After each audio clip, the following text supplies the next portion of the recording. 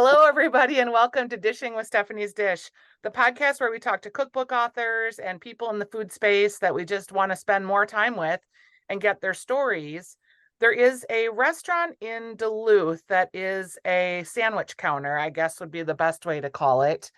And when you go to Duluth, people that I know actually will beeline through the city, navigate 35 just to get sandwiches at this place. And I have been a fan for a long time, and it is the Northern Waters Smokehaus, and they finally come out with a cookbook, Smoke on the Waterfront.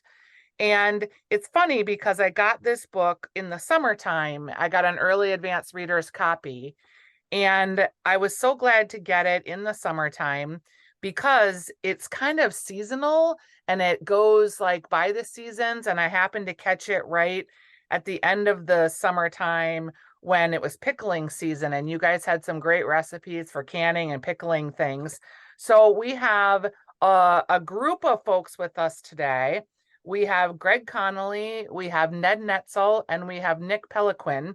We are delighted to have you guys. I've never had three author chefs all in the same space talking about one cookbook. So imagine the talent that's in here. It's probably not a good idea, but we're doing it anyway. Okay, and the funny part about this, and I don't mean to minimize it, and you didn't start the restaurant. No, correct. No, none of us started the restaurant. The guy that started the restaurant's name is Eric Gert. And he and his wife luckily handed off the project to us with his blessing and said, I'm here as a resource for you. But ultimately, our other collaborator, Mary Tennis, and these guys are great writers. And so I think we all felt pretty honored that he just let us kind of take the reins and go for it. So that's what we did. What's cool about this cookbook to me is it has a real sense of place. So you're located in Duluth and you're cooking from ingredients of the North, which appeal to me. But also it doesn't feel like it's multi-voiced, even though I know it is. It feels like you guys all have the same intellect and the same voice and the same passion with which you're doing things. So it would be hard for me to tell, oh, this is so-and-so's recipe or this is so-and-so's style. That's kind of cool. You guys are all really aligned in this book. Yeah, I think that came from us really writing it together. Maybe initial parts of the process of compiling the recipes and, reducing the size to the flow of it. We all respected what everybody brought to the table and also what they lacked, kind of filling in the gaps. So, an intro to a book or to a recipe might have been somebody wrote down what they thought made sense. And then we refined it together and talked about what is really the story of this. And we asked questions like, how does it relate to, the act of food preservation, or how does it relate to the city of Duluth or the region we're in, or to regionally sourcing things? It was all very collaborative throughout. So that probably lends a little bit to it. And moments where somebody really is writing from their voice are actually directly called out in the book too. Greg's got some moments in there. Looking on another cookbook, and I've written one, and it's not easy. Did you okay, you're going to do the intro, you're going to do the chapters, you're going to pick the recipes, you're going to write the intro to your recipes. Did you have all that work delineated, or did you have meetings? How did this all flow? So we would meet weekly, just us together, and we definitely parsed out some of the writing tasks, but it was really kind of all over the place as to who's doing a recipe, who's doing an intro, and then we would come together and test together, and then sitting down and finalizing it was all together. So it was like a weekly meeting that we would all get together and review everything we had all written individually. There's a lot of recipes in here. I keep thinking about Thanksgiving time. And you've got kind of a lot of things that would be on a Thanksgiving table, like the green bean casserole and the mashed potatoes. But you've also got the rillettes. And then at the very end is sort of where you get into the sandwich sitch, which is sort of what you guys are known for. So I was curious that it was very at the end, some of your greatest hits. Yeah. In our mind, sandwiches are not something you usually have a recipe for. Although, we're pretty precise. We're not some other places where you can come in and say, here's what I want on my sandwich. And, they do it. We don't do that. I mean, we'll put whatever you want on there within reason, but we carefully craft those sandwiches. And so, but I think that, overall, it's like, we're kind of telling you how to do the recipes that lead to that sandwich. We're not trying to tell you, yeah, make this exact sandwich out of your smoked salmon. You can do that if you want to do exactly what we're doing, but also it's like, use your own flourish, use this for whatever and here's a suggestion on how to use it, but use it however you want to. Yeah, and we kind of debated where to put that section too for a while. Yeah. It was kind of like, should it go in the middle and kind of be like this fold out highlight piece, or like, does it make sense at the end or the beginning? Or so we went back and forth to where that should live, because it is like a major part of what we do. I feel like I should personally thank you specifically for the pork rillette recipe. Which one? The one that's your basic, and then I know you use it in the ricotta ravioli. The not so spicy is probably the one I'll start with. And you had more than one. Rillette is something that, like, you see it on a charcuterie board. And just speaking for like maybe non-chefy people, like you're kind of like, oh, I don't know. There's a little fat there, but then it looks like there's this potted meat, which could be good, but I don't know. But once you like get turned on to that, it's like crack, right? You just love it so much. And I never felt like I could ever cook it. And I totally feel like I can do this recipe, and I'm going to do it for Christmas time. Nice. Yeah, it's perfect, like gift thing. Yeah, and it like stays forever. I wouldn't say forever, but No. yeah, a long time. Legally we can't. It seems a lot more intimidating than it actually is. It's almost more similar to a braise. It's like a confit technique, right? So it's just meat, salt, and fat for a long time. And so it seems like there's a big skill gap there, but it's very approachable. I loved it. Yeah. One other recipe that made it in the book that's like a 6-pager that I had in my book, and then I took it out because I felt like I was posing and I wasn't the right person to put that in my book. And you guys was this whole like sourdough concept. Oh, tell me about why you felt like you wanted to devote time in your cookbook to sourdough when so many people have like written bread books and all of that.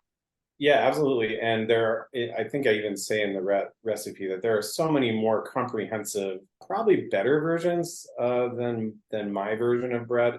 But I think the whole idea of putting that in there was initially when we started writing the book, we had the idea of calling it preservation, because so many of the things that we're doing are not only preserving food, so it doesn't spoil or so it will last longer, or preserving yourself through the long winter months. So a bread recipe seemed like kind of something that would round out the recipes that we already had, because we do make sandwiches too. Yep. So it's like, well, I guess we should tell people if we really want to be holistic, let's tell them how to make bread too. Something to eat it on. Right. So I think that was really the impetus for that. But then sourdough is a really, obviously it's had a moment for the last few years, but it really is a cool thing. It feels like you're making something out of nothing, because basically you're just starting with flour and water and you're attracting wild yeast to it and you're feeding that and you're making it into something. And then really the only ingredients are flour, water, and salt, so it is really been one of the ultimate forms of preservation when, people learned how to cultivate grains, and then they realized, oh, we can make this really stable food source for ourselves. So we felt like that just made a lot of sense in the midst of everything else. One other recipe that's in here that I was so glad that you included, but I'm a little intimidated by, and the first line of the recipe is the bane of our prep department's existence. It's Northern Waters Smokehaus Boursin. So why did you guys feel like you should include that, other than the fact that it's super delicious? Because it is requires a little more patience. I think it's just one of our mainstay like spreads in house. So it's something that it pairs really well with a lot of the things we do, like the smoked fish, for example. It's perfect for. Yep. It's difficult in how tedious it is just by picking fresh herbs is really like the thing that people get hung up on a lot because it takes time to do. But it's pretty straightforward. Once you get through that initial mise en place, that initial stage of the preparation, then you're just throwing stuff in a mixer and whipping it together until it's a nice consistency. But it's really that just like tedious work up front that really throws people off, and it makes it less of a favorite project to start because you know you're going to be picking time for a good half an hour. Yeah, exactly. So are you all Duluthians? No, I'm from Northwest Wisconsin. So it's close. So close, but no cigar. It's Yep. much. Ned and I are both Duluthians, though. Yeah. What does it feel like to be, and I don't want to like embarrass you or make it like this weird thing, but you really have become, in my estimation as a Twin Cityan, part of the home team for Duluth. Like people think of the restaurant and people think of you and think of the sandwiches. And a while back, you guys had a more full service situation and now are kind of more back to the deli side. And it must be a source of pride. Yeah, absolutely. Definitely. And I think, we, the three of us have worked for the business for a little while, and but there's so many people that came before us, and of course Eric, who founded the business, and so we're basically just kind of building off of a lot of what they've done, and trying to preserve that too. Trying to just do things the best that we can, and really have that be our North Star of like really trying to wow people. So it's an honor that people think of us when they think of Duluth. It's really powerful, I think. Certainly something we want to cultivate, and actively wanted to cultivate with this book. We wanted to make this book very much not about only, Eric Gert and his story and his recipes and the business that came from it, but also the place where, we reside and what has made us who we are. So, well, I would say the goal is accomplished. Also, like, I feel like we're, of the people in Minnesota in particular, we're uniquely positioned about the preserving and the canning, and because we have to get through these winter months, right? And so we're preparing our vegetables and creating kimchis and canning things and pickling things in order to get us through to the other side of the winter season. There's a lot of that in this book that I really loved. Is that like something that is in all of the recipes at the restaurant? It sure seems like most of it has some components of that. Yeah, it's kind of almost by necessity because of how we're set up as a restaurant, because we don't have a full kitchen here, and we don't really have that utility that comes with all those things. So we do have to kind of focus on things that we can prepare ahead of time, and then something that's easy and quick to serve, that's not necessarily going to go in a saute pan or a bunch of gas appliances, because we're really restricted just in the old building that we're in. And so that aspect of the business, but then also the area we're in, and the food that is kind of like the style of a deli is going to be geared towards kind of like making things last longer than they would otherwise fresh. Yeah. You guys are undertaking a move, it sounds like, in the building. Do you want to talk about that? Sure. We're actually in the midst, be in there by this Saturday. So we just, or Friday even. So we're really steamrolling towards that. We, have existed in this building. At least our deli proper has existed in a sliver of a space here. And even when the pandemic happened and we had to close our doors, we ended up turning our entire space into a kitchen because it was the only way we could keep up with the increased business, because we were on one of the only places open during COVID. We were open the entire time. And so we got a lot busier. And so we necessarily had to just turn that all into sandwich making. Once the pandemic kind of started to wane, then we had really no place to host anyone. So you could sit out on our deck, and you could sit in the hallway on some seats and 10 seats or whatever we have up there. So this move is really the culmination of a lot of dreams over the years of just having more space, being able to host people more effectively, and then also being able to just try not only more food things, but also new ways of service and beverages and all that stuff. So how do you see it coming together? Do you see it like as maybe a like fast casual kind of thing? Yeah, that's Yeah, exactly definitely. Yeah. exactly what it is. Yep. It will just have a little bit more space to do it with, a little bit more space to host people. The sticking point for some customers in the past when they would want to just get one piece of fish, but they'd have to get in a half an hour line of all these other people ordering sandwiches. So it's really nice to separate out those services. As a customer, I love that. Yeah, you get way better service on both ends, so it's just a lot more convenient for people to do it that way. So it's really exciting. Big thing for Eric is to make it a destination again. And when we were doing, window service and you weren't able to, as a customer, walk in and see your piece of fish, that kind of, I think, soured that a little bit for some people. I mean, our loyal customers have been with us because they just, they know it's good food. But now that we have a place to be in, like a location that you can kind of, experience rather than just waiting in a line, maybe during the winter, hopefully we'll cultivate that again. Well, and I think a smoked fish purchase is kind of more straightforward maybe than talking about sandwiches, and people are sandwich nerds too. Like they want to talk about your sandwich. Yeah.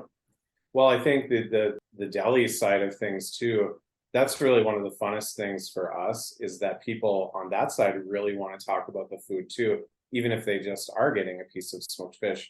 A lot of times people really geeked about food. We love talking to people about food. So if a customer comes in and wants me to tell them all about the whitefish that we have, I'm really happy to do that. I love talking about food. So that part is so fun for us. And I think even more so than talking about sandwiches, just talking about the components of those sandwiches that we make all of in-house. So it's really fun.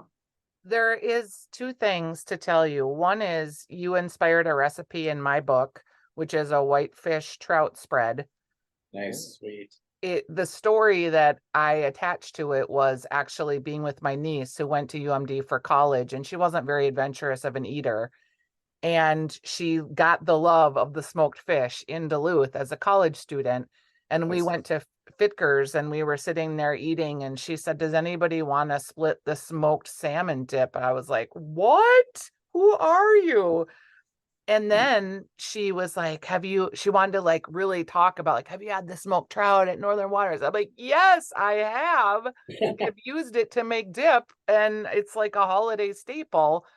So you have inspired a lot of people with your smoked fish. Yeah, but that's kind of another thing too, is that we really want people to come to us, and that's part of being like Duluth, is like Duluth is not a suburb of the Twin Cities. Duluth is the major metro in the northern part of the state. And we probably have kind of a chip on our shoulder about that because we're not like, Blaine or something like that. Like we are a small city of our own, and we have our own thing going on that isn't St. Paul or it isn't Rochester or whatever. So we want people to come here and experience what we have to offer. We're not, you can get a lot of great food in the Twin Cities. We can get some great food up here, and we're part of that. So we want people to experience that as well. Yeah, I'm glad you said that because I produce the Art and Bayfront Park culinary market that we do there. Yeah. And I really have gotten front and center with a lot of cool Duluth makers, both from the art side, but also the food side. And, we hear a lot about Duluth and the cool outdoor scene and the mountain biking and all the stuff that they're working on. But damn, I mean, the beer scene alone and the distilleries and the craft that's happening in food and ice cream and hot sauces. And I mean, there's a lot of cool stuff happening. And I feel it's so cool to be a part of that. And I'm glad that my work on that festival can bring people front and center with businesses that maybe they don't know about in Duluth, because there's a lot of cool things happening. Yeah, agreed. And for us as a business that's pretty well established and pretty well respected, we also want to foster other food businesses and help them as much as we can, because all of that strengthening of our food scene here just strengthens all of us. So we really want people to be successful and to bring really cool new things to food in Duluth. Okay, so we're going to play a game. It's not going to be hard, but it's kind of going to be maybe like picking your favorite child or pet. So each of you, I've got an opportunity to have 3 of you in front of me. The game is, I would like you to tell me a favorite restaurant in Duluth, and it can be whatever, and also a product that's made in Duluth that you're obsessed with. Hmm. Is it specifically a food product? Not necessarily, no. Hmm. Well, I think my favorite restaurant at the moment is Pho-holic on Central Entrance. damn it, that's what I was gonna say. Yeah, yeah, it's pretty banging spot right these days. And serving pho, I'm assuming. Yeah, so they do pho and other Vietnamese stuff. It's Mm. it's so good. As far as a product made in Duluth, man, that's tough. I would say honestly, the beer. It's hard to choose one of the breweries, but like we're kind of spoiled for choice up here. I mean, Bent Paddle is like a standby, and it's funny to go down to the Twin Cities or even major metropolitans and like see Duluth beer on tap at places. That's a big source of pride, and I think is what people think of Duluth too. Is we're a big craft beer town. So Yeah, I think that Ursa Minor too is starting to make inroads into the Twin Cities. Their beer, I had a lot of different versions this summer. It was really great. And they have a great tap room too. Yeah. totally. Okay, Ned, that leads us to you. Gosh, we might have to come back to me. Okay. I think I probably eat out the least of anybody here. Yeah, I don't know, Greg. You got All right, something Greg. Sure. I probably would have said Faholic, but I'm gonna do a two-way tie. There's a place called Oasis del Norte. Love it. It's the only place that makes street tacos in Duluth, and so that's really a great thing to have. And then in my neighborhood of Lakeside, there's a place called Lake Superior Brewing, oldest microbrewery in Minnesota at one point, the first established one. But they changed hands after a number of years, and then they moved to the Lakeside neighborhood. And they do pizza, smash burgers are kind of their main entrees, which they just do really good versions of those. They do like a brick oven style New York pizza that nobody in town does. So that's kind of cool. But they also do a lot of really nice, thoughtful appetizers and great wines to go with some of their food, along with the really good beer that they're brewing. It's really great to have that nice option in my neighborhood. So I really appreciate that. I love it. All right, Ned, are you ready? That leads us to you. I think so. It's really hard for me to pick a restaurant because I do most of my eating cooked at home or with my free daily meal when I'm working. Sure. But one thing that kept coming up in my mind was Johnson's Bakery, which is a bakery down in, what would you call it, Lincoln Park area. It's like just behind really awesome bread. A lot of our specials back when we were open to the public in the old space used Johnson's Bakery bread. So yeah, Johnson's Bakery, love their donuts. They're like such a great deal. Please don't raise your prices, guys. So yeah, Johnson's Bakery, and then something made in Duluth. The coffee made in Duluth is really great. In addition to like the brewing scene, there's also a great like roastery scene. We love a lot of them. There's like Duluth Coffee Company. There's Underwood Coffee, who most of what we give to our staff to fuel us through the day is either Underwood or Dream Cloud Roasters. I want to thank Ned Netzel. I want to thank Nick Pellequin, Greg Connelly for joining me. The book is Smoke on the Waterfront. It's the Northern Waters Smokehaus Cookbook. What I loved is you guys just recommended all places that I have never even heard of, and I have spent quite a bit of time in Duluth. So way to go. I appreciate you being here. I'm excited about the book. It is Smoke on the Waterfront. Make sure that when you head to Duluth, and you should head to Duluth this winter, there's so many cool activities that happen there. And of course, in the summertime, you can come and visit me at Arden Bayfront Park in August. And there's just a lot of cool music festivals that happen down in Canal Park and at the Bayfront area. And Lincoln Park is a whole new area to discover for a lot of people. So it's the Northern Waters Smokehaus Cookbook. If you are into smoking or canning or preserving, or you just love a damn good sandwich, make sure you pick up the cookbook. Thanks, you guys. I appreciate it. Thanks so much.